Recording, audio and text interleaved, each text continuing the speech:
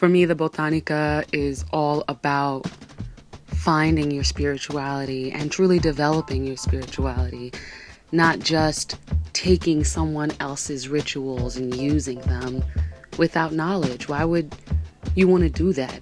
How are you going to get closer to God?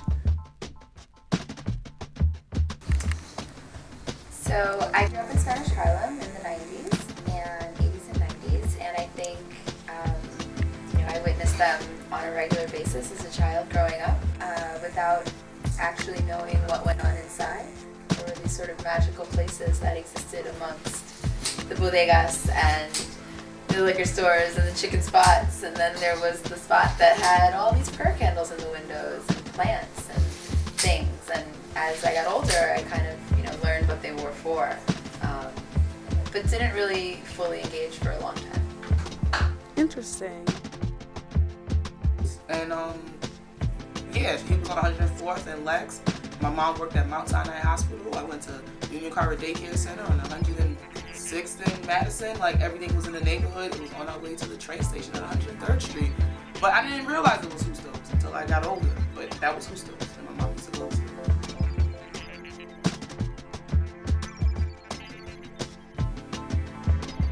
And this is one of the most expensive places to maintain any kind of property on the planet.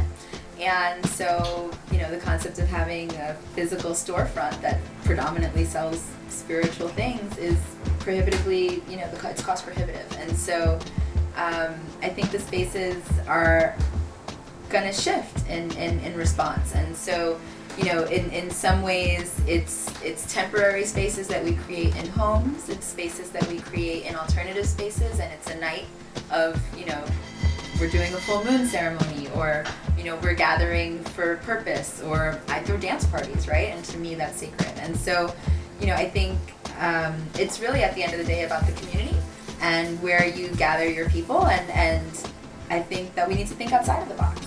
I think it's one thing when a church closes, right? If a church closes in your neighborhood, people are in uproar. There's a congregation that can be accounted for. There's a politician that's aware of that church. There's everything in the neighborhood that supports this church.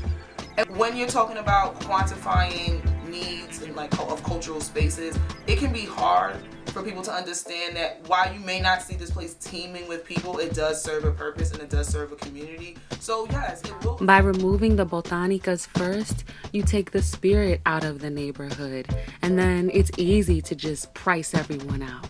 If there's no spirit there, what are they going to be holding on to? Is New York for new people? Join us as we set off on a journey to explore the past, present, and future of these sacred spaces and the communities they serve.